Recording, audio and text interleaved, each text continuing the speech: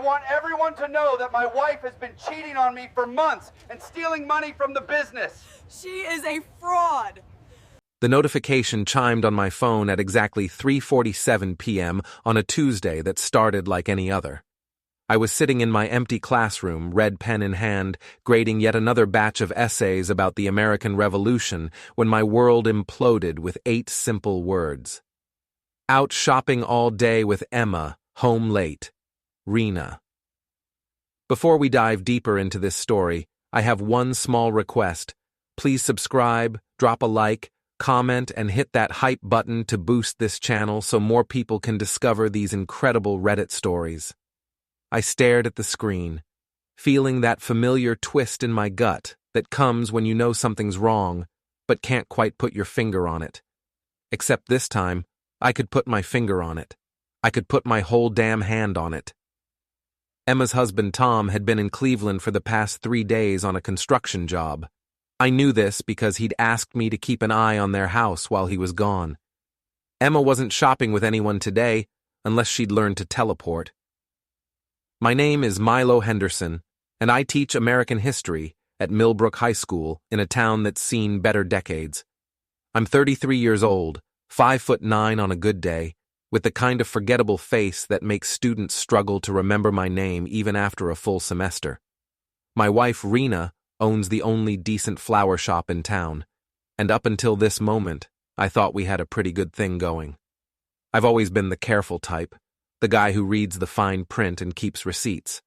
Call it paranoia or call it preparation, but I've got a habit of paying attention to details that other people miss, like the fact that Rena and I share a Google account for our photos and documents, like the fact that every hotel receipt, every restaurant charge, every little expense shows up in our shared email, like the receipt from the Pineview Motel on Route 12 that had arrived in our inbox just 2 hours ago. Room 247, checked in yesterday, checkout scheduled for today. Paid for by Rena's credit card. I pulled up the receipt on my phone, screenshot it, and forwarded it to Tom's number along with a simple message. Thought you might want to see this. Your wife's been shopping, all right. Then I started packing. By the time I got home, I had 3 suitcases loaded in my truck and a plan forming in my head. Rena's car wasn't in the driveway yet, which gave me time to grab a few more essentials and set the stage for what was coming next. I was sitting on the front porch, sipping a beer and watching the sun set over our quiet suburban street, when her Honda Civic came screeching around the corner at 20 miles over the speed limit. She hit the brakes so hard that shopping bags flew from her passenger seat to the floor. The bags were a nice touch, I had to admit. Probably grabbed them from her shop to sell the story. Too bad the story had more holes than Swiss cheese. Rena burst out of the car like her hair was on fire, her face pale and her hands shaking as she fumbled with her keys. She was beautiful, I'll give her that. 32 years old with auburn hair that caught the light just right and green eyes that could make you forget your own name. She'd certainly made me forget mine for the past 8 years. "Milo," she called out, trying to sound casual and failing miserably. "You're home early." "School ended at 3, I replied, taking another sip of my beer. "Same time it ends every day. How was your shopping trip with Emma?" The color drained from her face completely.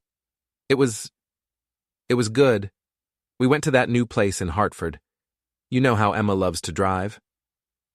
"Funny thing about that," I said, standing up and walking toward her. "I just got off the phone with Tom. He's been trying to reach Emma all day. Seems she's not answering her phone." Rena's mouth opened and closed like a fish out of water. Maybe her battery died? Maybe. I pulled out my phone and showed her the hotel receipt. Or maybe she's been busy. Room 247 at the Pineview Motel. Nice choice, by the way. I hear they have those vibrating beds. The shopping bags fell from her hands, scattering across the driveway. A few fake receipts fluttered out, probably grabbed from the register at her shop. She'd really thought this through, except for the part where she forgot we shared an email account. "Milo, I can explain." "I'm sure you can," I interrupted. "I'm sure you've got a whole story worked out. But here's the thing, Rena. I already explained it to Tom, and Emma, and your sister, and my sister. Hell, I even explained it to Coach Don down at the gym. Funny how much people want to hear a good story about true love and hotel receipts. The look of horror that crossed her face was almost worth the 8 years of marriage I was about to flush down the toilet. Almost. You didn't, she whispered. Oh, but I did. I finished my beer and set the empty bottle on the porch railing. See, the thing about being a history teacher is that you learn to appreciate the importance of documentation, evidence, primary sources. And honey, you just provided me with enough primary sources to write a whole damn textbook. I walked past her toward my truck, grabbing the handle of the driver's side door. I'll be staying at the Comfort Inn on Route 9, the one that doesn't charge by the hour. Where are you going? She called after me. I smiled, and it wasn't a nice smile. I'm going to have a conversation with your boyfriend. Don't wait up. The Pineview Motel looked exactly like the kind of place where marriages go to die.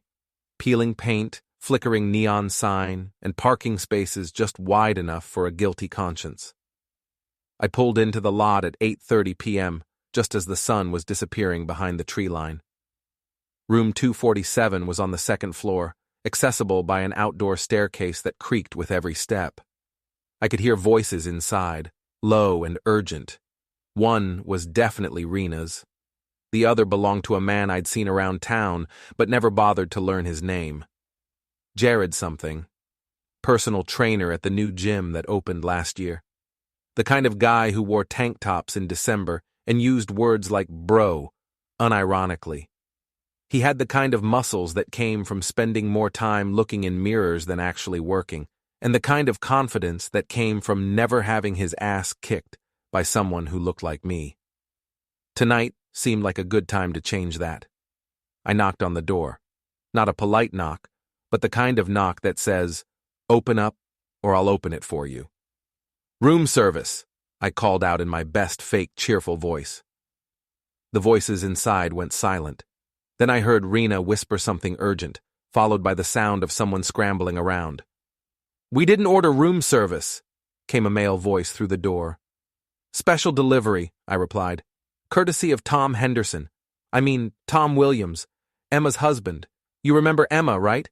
The woman whose marriage you helped destroy?" More scrambling. Then Rena's voice panicked. "Milo, please, just go home. We can talk about this." "Oh, we're going to talk," I said. "But first, I want to meet your friend. I've heard so much about him." The door opened about 6 inches, held in place by the security chain. Jared's face appeared in the gap, and I had to admit he looked better up close than I'd expected. Square jaw, perfect teeth, the kind of tan that came from a bottle. He was exactly the type of guy that insecure wives run to when they want to feel young again. "Look, man," he said, trying to sound reasonable. "This is between you and your wife. I don't want any trouble." "Trouble?" I laughed, and it wasn't a pleasant sound. "Oh, Jared, we're way past trouble. We're into what historians like to call the consequences phase of events." I held up my phone, camera app already open and recording. "Say hi to the internet, champ." His eyes went wide. "You can't." "Actually, I can. Public place, no expectation of privacy. I teach civics too, remember?" The chain rattled as he tried to close the door, but I was already pushing against it. For a personal trainer, he didn't have much in the way of functional strength. The door flew open, sending him stumbling backward. The room was exactly what you'd expect from a $40 a night motel. Cheap furniture, stained carpet, and the lingering smell of industrial disinfectant mixed with poor life choices.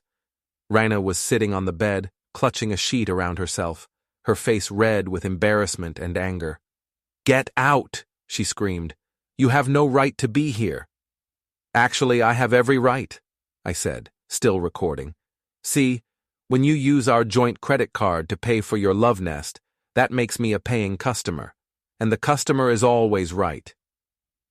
Jared had recovered his composure and was trying to look intimidating despite the fact that he was wearing nothing but a pair of boxer shorts with little dumbbells printed on them. You need to leave, man. Right now. Or what? I asked. You'll flex at me? Maybe do a few push-ups to assert dominance? I walked over to the window and looked out at the parking lot. Nice car, by the way. That's your Camaro with the tribal decals? Very authentic. Don't even think about it, he said, but there was uncertainty in his voice now. Think about what? I asked innocently. I'm just admiring your ride. Must have cost you a fortune. All that custom work, those expensive rims. Be a real shame if something happened to it. I pulled a small box cutter from my pocket, the kind I use to open packages of textbooks. Nothing threatening, just a tool. But the way Jared's face went pale, you'd think I was holding a machete. You're crazy, he whispered. No, I said, walking toward the door. I'm thorough. There's a difference. I paused at the threshold and looked back at them. Rena was crying now, mascara running down her cheeks. Jared was trying to find his clothes while maintaining some shred of dignity. They looked pathetic, and for a moment, I almost felt sorry for them. Almost. By the way, I said, Tom's driving back from Cleveland tonight. Should be here around midnight. I'd recommend finding somewhere else to be when he arrives. I left them there and walked down to the parking lot. Jared's Camaro was parked right under a streetlight, like he wanted everyone to see it. The tribal decals were even worse up close, and the vanity plate read, Swole 1. I looked around the parking lot.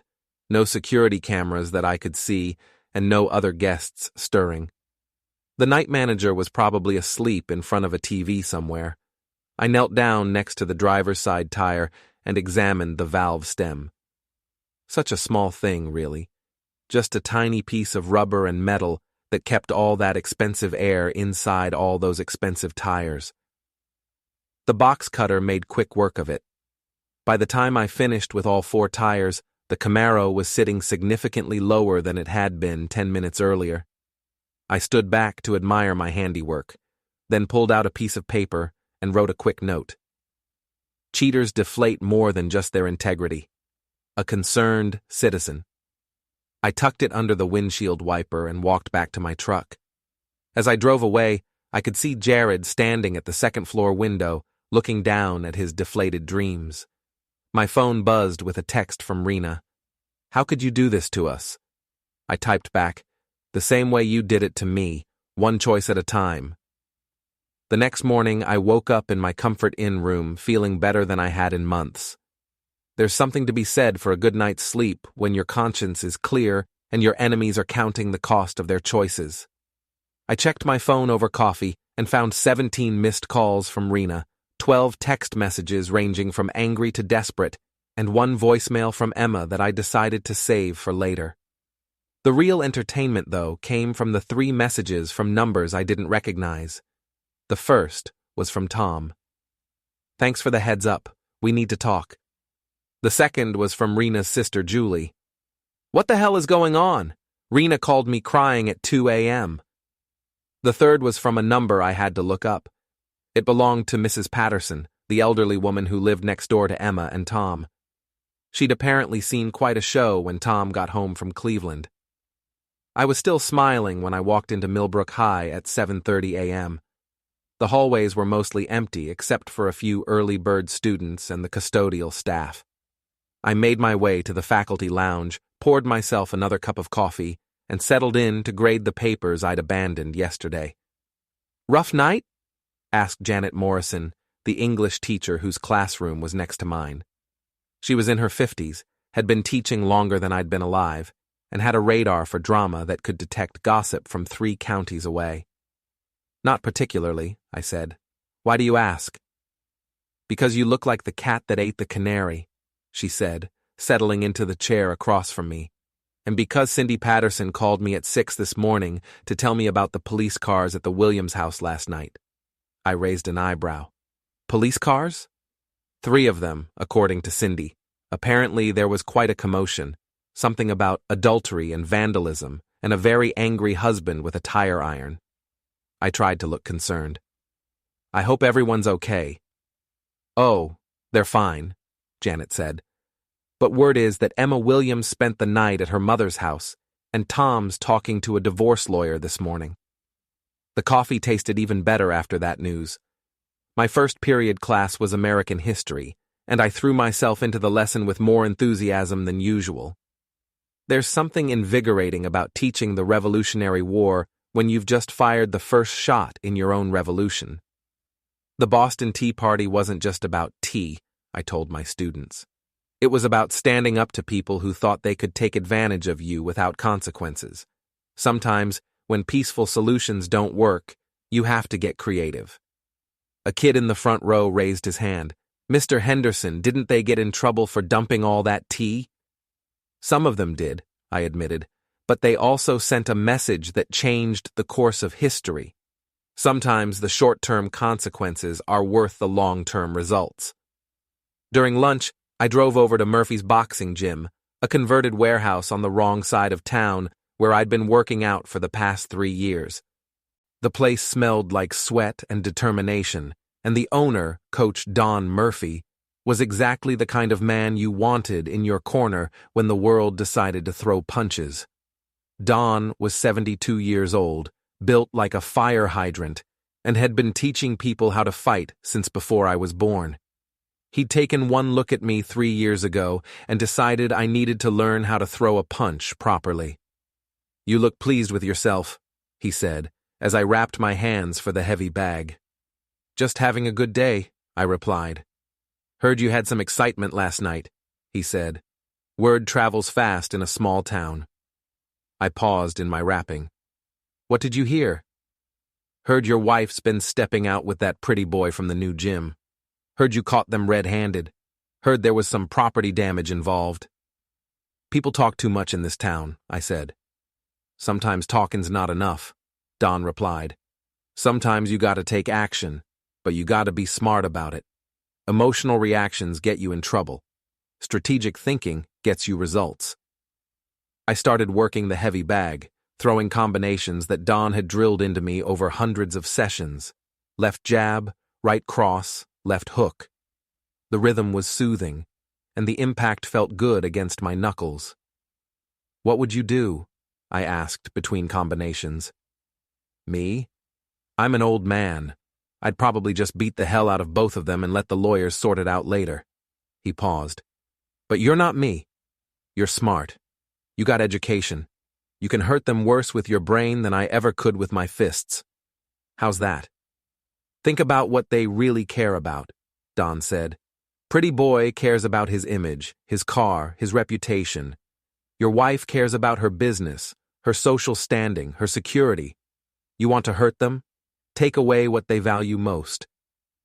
I threw a particularly hard right cross, and the bag swayed on its chain. "That's the spirit," Don said. "But remember, the best revenge isn't getting even. It's getting ahead." When I got back to school for my afternoon classes, there was a note in my mailbox from the principal asking me to stop by his office when I had a chance. I figured the gossip mill had reached the administration level, but Mr. Kowalski just wanted to make sure I was okay. "I heard you might be going through some personal difficulties," he said.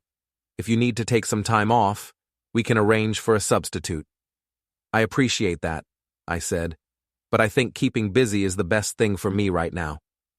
"Well, if you change your mind, just let me know. And Milo, I'm sorry you're dealing with this." It was almost 4 o'clock when my phone rang. The caller ID showed Rena's number, but it wasn't her voice on the other end. "Mr. Henderson? This is Detective Reynolds with the Millbrook Police Department. I'm here with your wife, and she'd like to speak with you about some incidents that occurred last night." "What kind of incidents?" I asked. "Vandalism, harassment, stalking. She's pretty upset." I almost laughed. "Is she pressing charges?" "She's considering it, but she wanted to talk to you first. Can you come down to the station?" "I'll be right there." The Millbrook Police Department occupied a brick building that had been the town library until 1987. Detective Reynolds was a guy I'd gone to high school with, though he'd been 2 years ahead of me. He looked tired and annoyed, like he had better things to do than deal with domestic drama on a Wednesday afternoon. Rena was sitting in a conference room, her eyes red from crying and her hands wrapped around a cup of coffee that had probably gone cold an hour ago. She looked up when I walked in, and for a moment, I saw the woman I'd fallen in love with 8 years ago. Then I remembered the hotel receipt, and the feeling passed.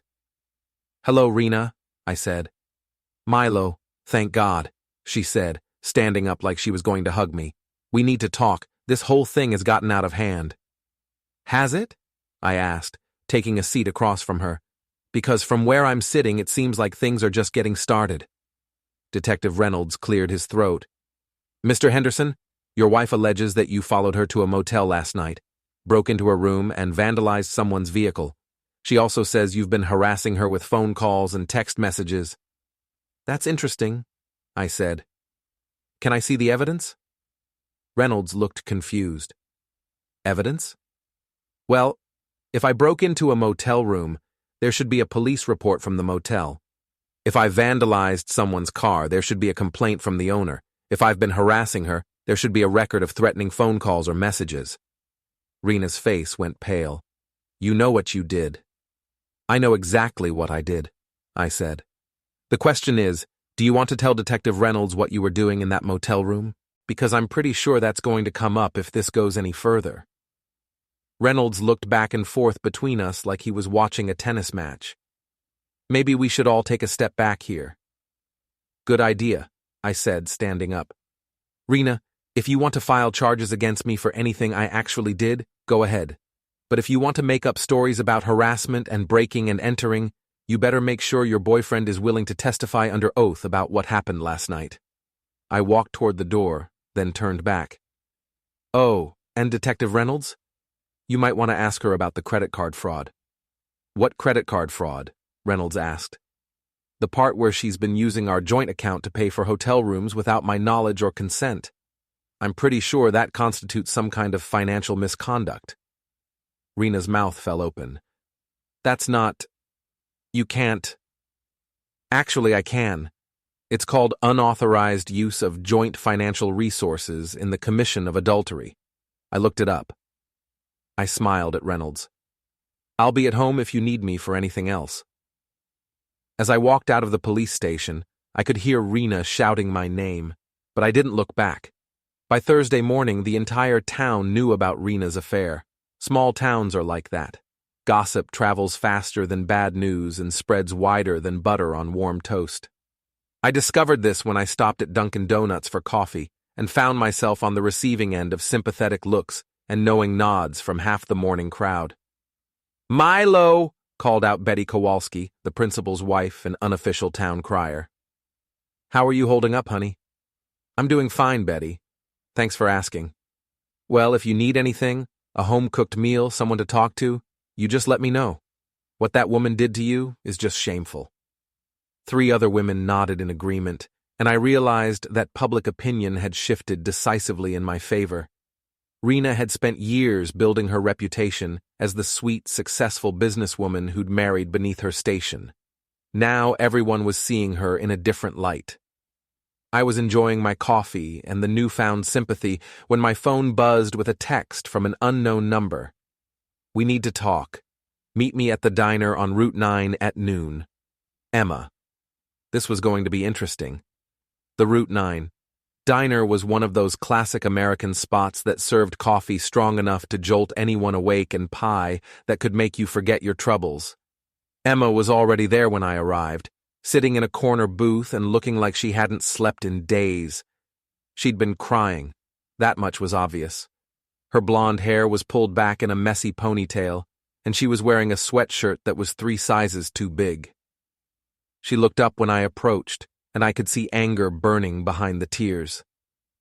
"Sit down," she said. I slid into the booth across from her. "How are you holding up?" "How do you think?" she snapped. "My marriage is over, my best friend has been lying to me for months, and half the town thinks I'm some kind of idiot who couldn't see what was happening under my own nose." "Are you?" She glared at me. "Am I what?" "An idiot who couldn't see what was happening." For a moment, I thought she was going to throw her coffee at me. Then her expression changed, and she leaned forward across the table. "I've known about Rena and Jared for 3 months," she said quietly. I blinked. "What?" "I hired a private investigator in February. Tom's been acting strange, coming home late, making excuses. I thought he was cheating on me." She laughed bitterly. "Turns out he was just working extra hours to pay for a surprise vacation to Hawaii. The PI couldn't find any evidence of Tom cheating, but he found plenty of evidence about Rena and Jared." I stared at her. "And you didn't say anything?" "I was going to, but then I started thinking about it, and I realized something." Her eyes hardened. "Rena has been manipulating me for years, making me feel stupid, borrowing money she never paid back, stealing customers from my catering business to send to her flower shop. She's been using me, and I was too trusting to see it." "So you decided to let her hang herself?" "I decided to let her destroy her own marriage while I figured out how to destroy her." Emma reached into her purse and pulled out a manila envelope. "This is everything the PI found. Hotel receipts, photos, credit card records, phone logs. 3 months' worth of evidence." She slid the envelope across the table. "I was going to use it to ruin her reputation, maybe get her kicked out of the Chamber of Commerce, make sure everyone knew what kind of person she really was, but then you beat me to it." I opened the envelope and flipped through the contents. It was a goldmine of information, far more than I'd been able to gather on my own. "Why are you giving this to me?" "Because you can use it better than I can. You're her husband. You have legal standing. And because—" She paused, looking out the window. "Because I want her to lose everything. Her business, her reputation, her security. I want her to end up with nothing." "That's pretty harsh." "She destroyed my marriage for fun," Emma said. "She convinced Jared to seduce me just to see if she could. It was all a game to her. She told him I was lonely and desperate and easy to manipulate." I felt something cold settle in my stomach. "She set you up?" "She set us both up. She wanted to see if she could break up both our marriages just to prove she could do it. The affair with Jared was just the cherry on top." I closed the envelope and looked at Emma with new understanding. "You want revenge." "I want justice," she corrected. "And I want you to be the one who delivers it." That afternoon, I called in sick to work and drove to Hartford to meet with a lawyer. Not just any lawyer, but Lori Chen, my sister-in-law's partner at one of the most aggressive family law firms in the state. Lori was small, sharp, and had a reputation for taking divorce cases that other lawyers wouldn't touch. "How bad do you want to hurt her?" Lori asked after I'd explained the situation. "I want her to remember this for the rest of her life," I said. "Good, because Connecticut is a fault-based divorce state, which means adultery matters. With this evidence, we can go after her for everything: the house, the business, spousal support, the works." "What about her flower shop?" "That's where it gets interesting," Lori said, spreading Emma's evidence across her desk. "According to these financial records, she's been skimming money from the business accounts. Not enough to trigger an IRS investigation, but enough to constitute fraud against her business partners." I leaned forward. "Business partners?" "She didn't tell you? The shop is jointly owned by her and 2 investors from Hartford. They put up 60% of the startup capital, and they're entitled to 60% of the profits. But according to these records, she's been reporting lower profits than she's actually making and keeping the difference." "Can we use that?" "We can use it to destroy her credibility in the divorce proceedings. And if her business partners find out—" Lori smiled, and it wasn't a nice smile. "Well, that's not our problem, is it?" By Friday evening, the legal papers were filed and the wheels were in motion. I'd moved back into the house. Lori said it would look better if I was the one trying to preserve the marriage while Rena was the one who'd abandoned it for her lover. Rena came home around 8 p.m., looking exhausted and defeated. She'd spent the day dealing with the fallout from our police station encounter, and from the looks of things, it hadn't gone well. "We need to talk," she said. "I'm listening." She sat down across from me at the kitchen table, the same table where we'd eaten breakfast together for 8 years. I know you're angry. I know I hurt you. But this has gone too far. Has it? The whole town is talking about us. My customers are asking questions. Some of them are even canceling orders. That's unfortunate. Milo, please.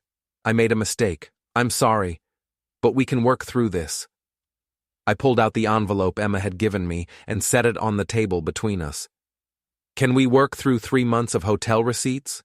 Can we work through the fact that you set up Emma just to see if you could destroy her marriage? The color drained from her face. How did you? Emma told me everything. The private investigator, the manipulation, the game you were playing with other people's lives. I opened the envelope and spread some of the photos across the table. She also told me about the money you've been stealing from your business partners.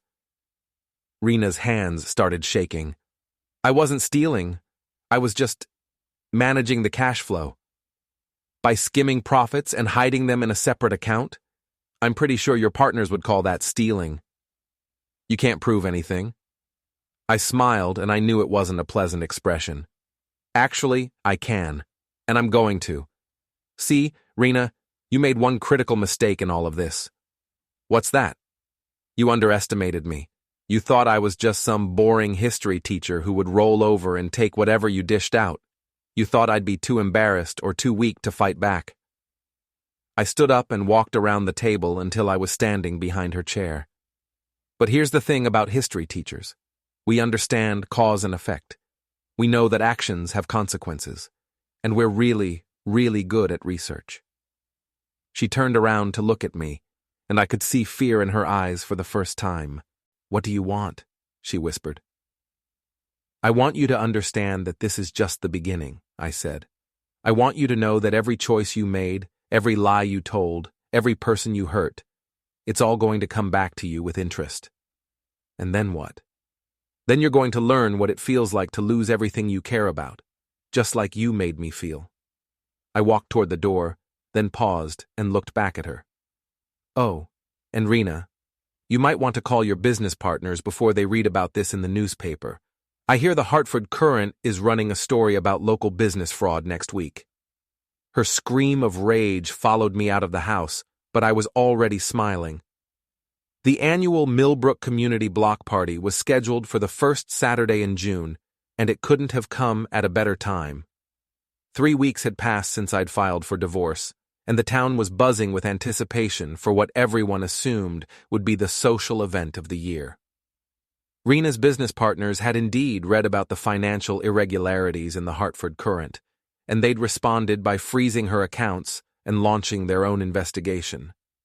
The flower shop was still open, but barely, and Rena was working 16-hour days trying to keep it afloat.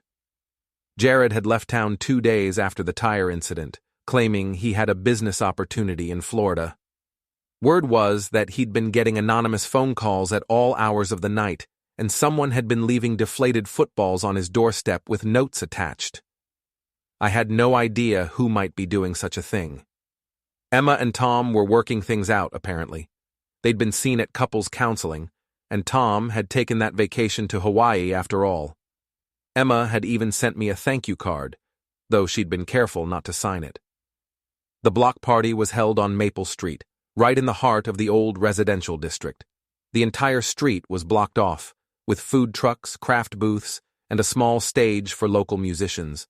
It was the kind of wholesome community event that Norman Rockwell would have painted, if Norman Rockwell had been interested in public humiliation and social destruction. I arrived at 2 p.m., just as the crowd was hitting its peak. Half the town was there, including most of my students, their parents, and every gossip monger within a 50-mile radius.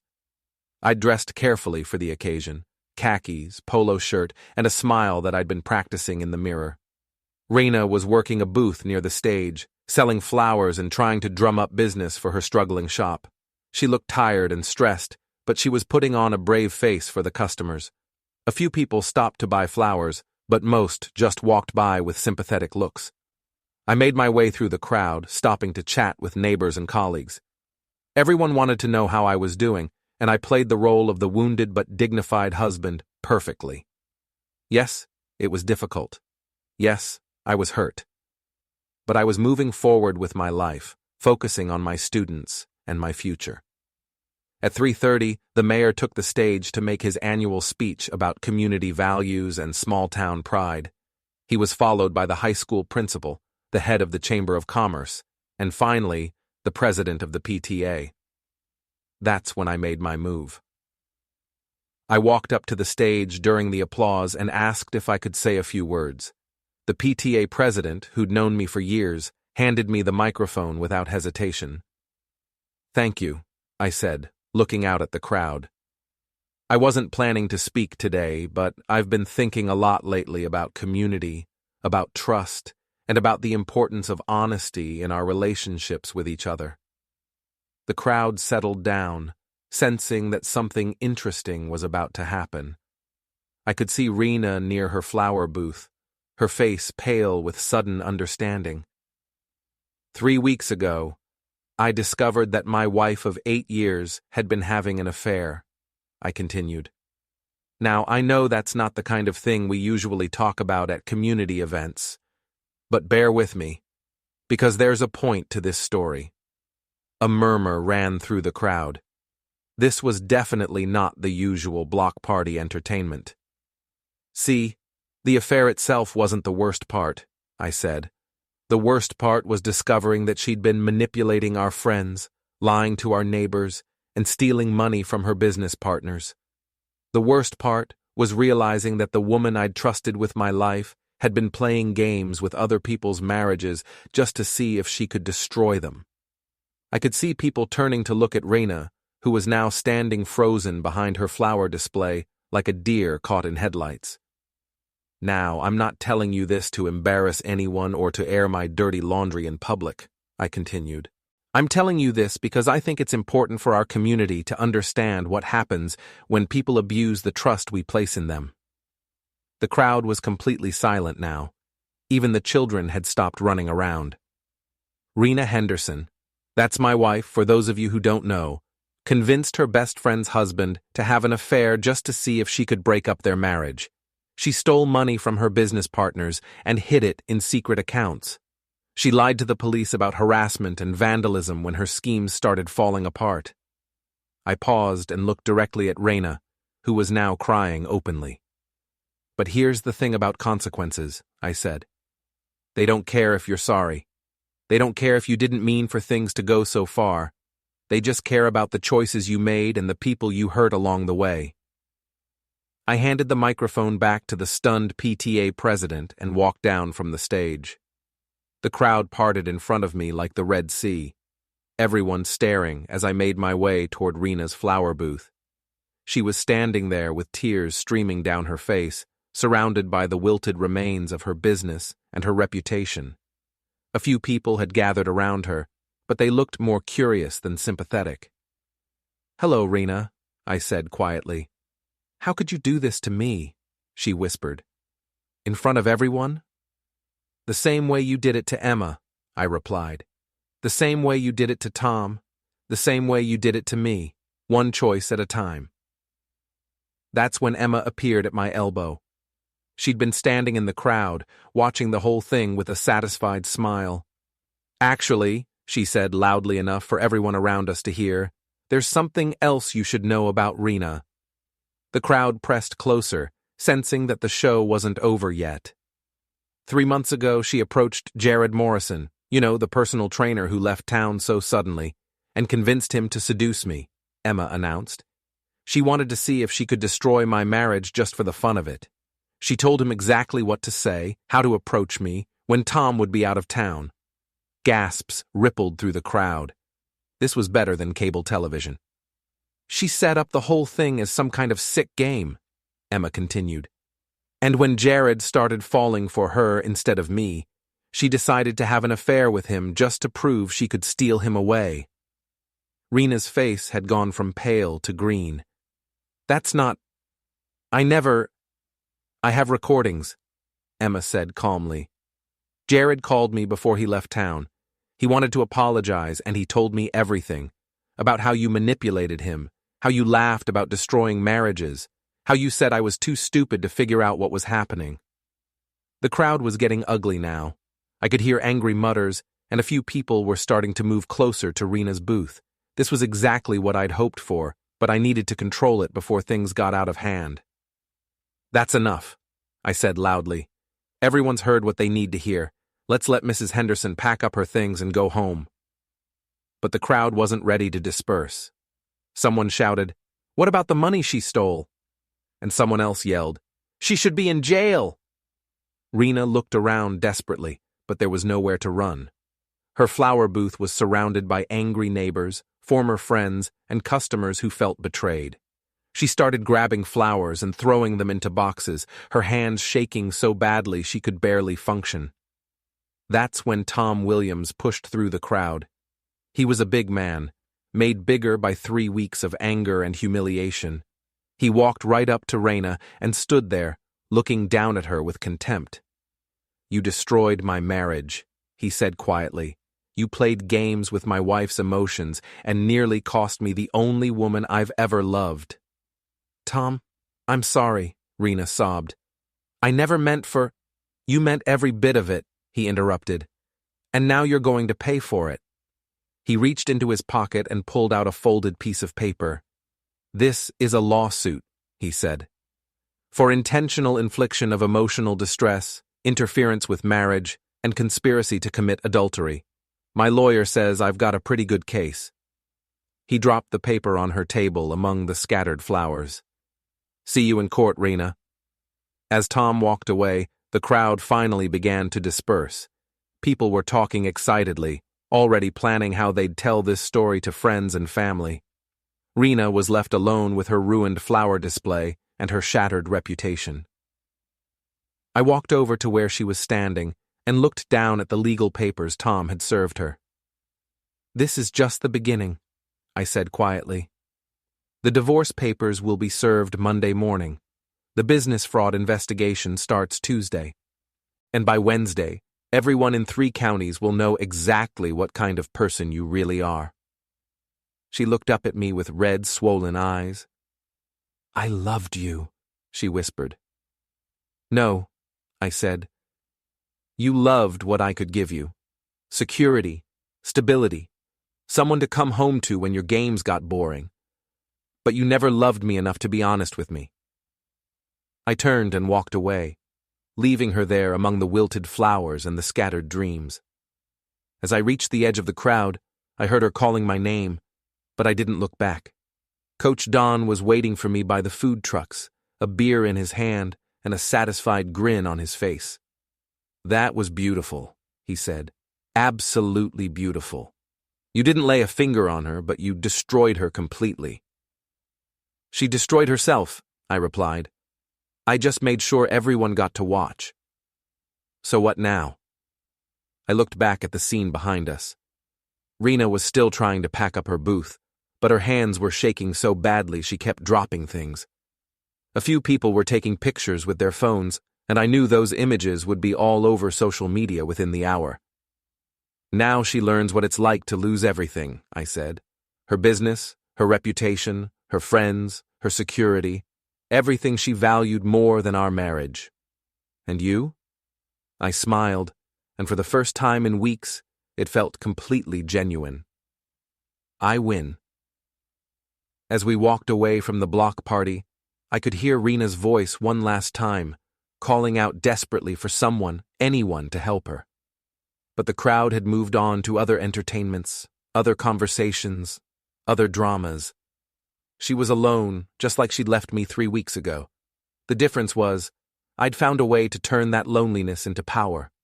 Sometimes the villain wins. Tonight, I wore the mask. And damn, it fit perfectly.